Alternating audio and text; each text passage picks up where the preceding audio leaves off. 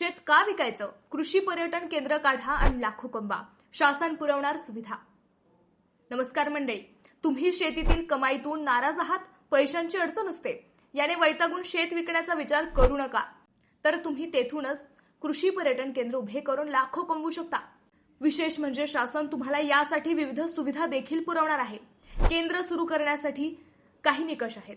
महाराष्ट्रातील शेतकऱ्यांसाठी कोकण वगळता किमान 5 एकर शेती असणे आवश्यक आहे आणि 24 तास पाण्याची सुविधा असणे बंधनकारक आहे. महिला बचत गटांना प्राधान्य दिले जाते. अर्ज तुम्ही maharashtra.tourism.gov.in वरून किंवा प्रादेशिक उपसंचालक कार्यालयातून करू शकता.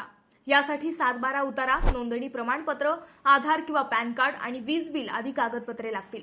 पर्यटक निवासस्थान शेतीच्या ठिकाणीच असावे आणि जास्तीत जास्त 8 खोल्या असाव्यात. केंद्र शांत, निसर्गरम्य ठिकाणी असावे. नद्या, झाडे, नाले जवळ असावीत.